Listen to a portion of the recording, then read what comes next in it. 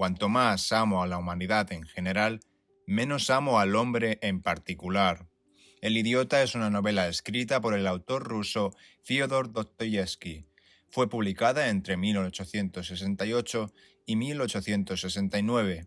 En ella buscó reflejar y encarnar en el personaje principal el ideal de la bondad. El príncipe Miskin es el encargado de representar el idiota, y para ello se le otorgan características como la carencia de astucia, el estar psicológicamente enfermo, la ingenuidad y la inocencia, o más bien candidez. Es un personaje que muestra también mucha transparencia en sus actos, no tiene ningún tipo de doble intención y aparece siempre descrito con rasgos que recuerdan a la luminosidad de los ángeles, incluso en apariencia física. Le aguarda una sociedad obsesionada con el dinero, el poder y la manipulación, que pondrá a prueba su moral y sus puros sentimientos. El texto comienza con la llegada del príncipe Miskin a San Petersburgo. Ha pasado varios años en un sanatorio en Suiza debido a una enfermedad. Es un joven de veintitantos años y descendiente de una de las líneas más antiguas de la nobleza rusa. Es de apariencia frágil y de carácter extraordinariamente bondadoso e ingenuo, lo que hace que muchas personas lo consideren un idiota. En el viaje conoce a un joven, Rogozin. Queda impresionado por su carácter apasionado, particularmente en relación con una mujer, Nastasia, con quien está obsesionado.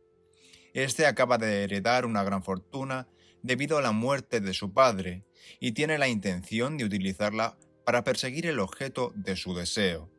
Aquí establece las tensiones centrales de la novela, la rivalidad entre Rogozin y Miskin por el amor de Nastasia.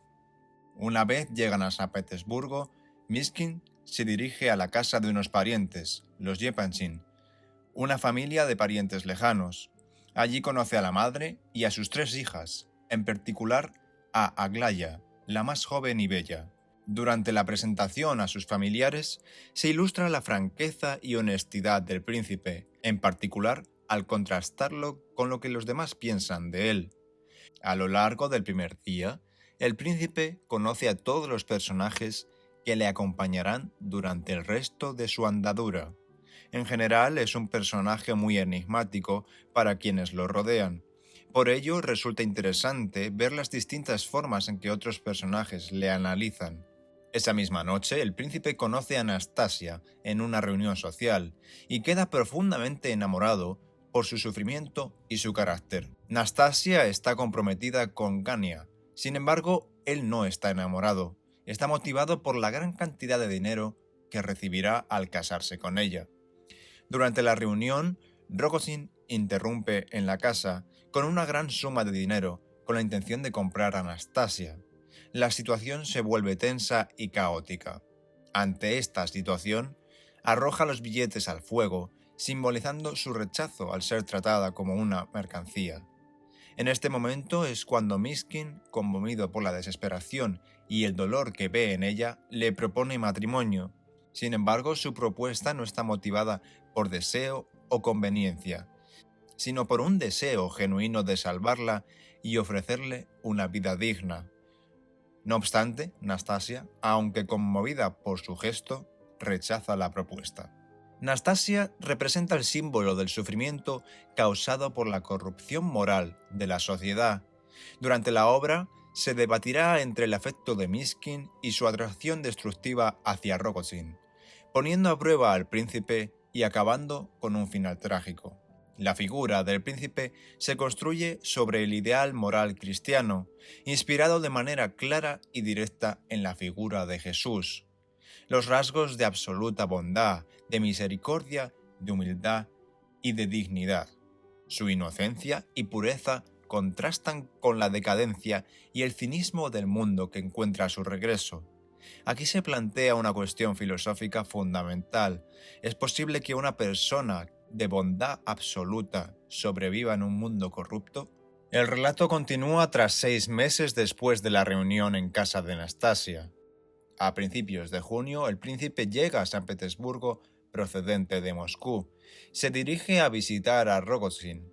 Le muestra que no tiene intención de interferir en su relación con Nastasia. Si ella misma decide huir de Rogozin, como ocurrió en Moscú, él mismo lo acogerá. El príncipe no oculta su opinión de que el matrimonio entre Rogozin y Nastasia solo llevará a la autodestrucción mutua. Rogozin le confiesa que Nastasia le ha engañado. Se refleja el contraste del amor que siente cada uno por ella. Por un lado, el príncipe es amor y compasión, pero por el otro lado, el de Rogozin es pura pasión, destrucción y odio. Podemos ver una clara muestra de la lucha existencial de los personajes. La tensión se intensifica con la aparición de Aglaya, que representa para Miskin la posibilidad de una vida normal y el amor romántico en un sentido más convencional.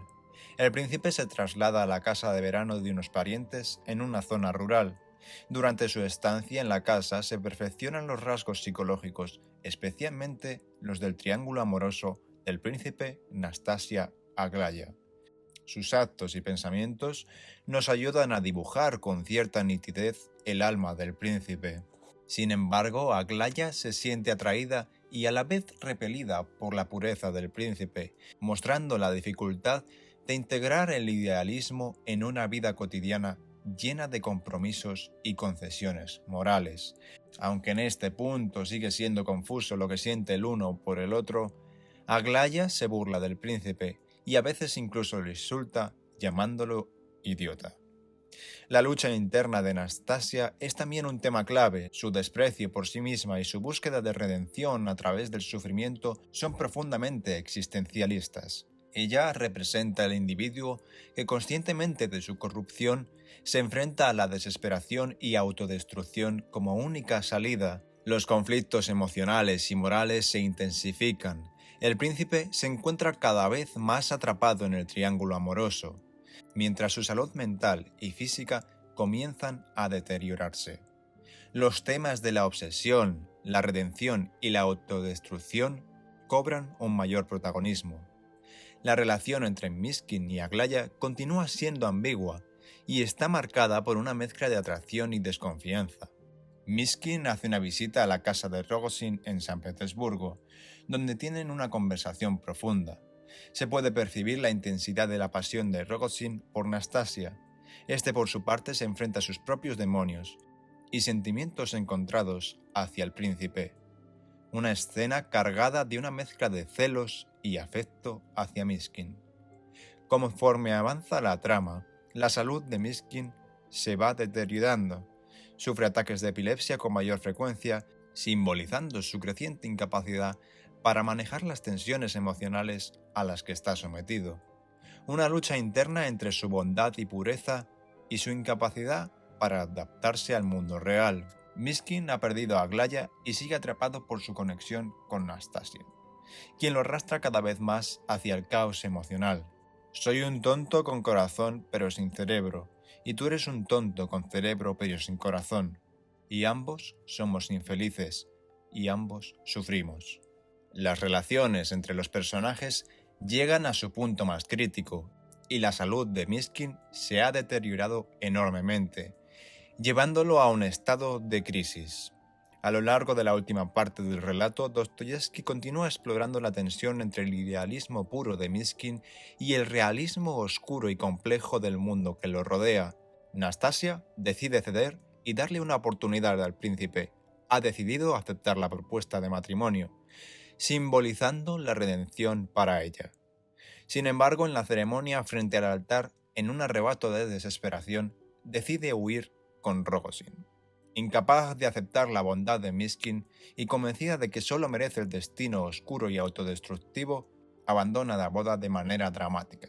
El príncipe, aunque devastado, no la culpa, y de nuevo muestra su capacidad infinita de comprensión y perdón. Rogozin se encuentra consumido por su obsesión con Nastasia, y su relación con Miskin se convierte en una extraña mezcla de rivalidad y amistad. Pero esto no cambia que, consumido por su pasión y celos, acabe asesinando a Nastasia. La muerte de Nastasia representa la culminación de su trágico destino. Desde el principio de la novela, Nastasia ha estado atrapada en un ciclo de autodesprecio y autodestrucción. y su asesinato a manos de Rogozin simboliza su incapacidad para liberarse de este destino.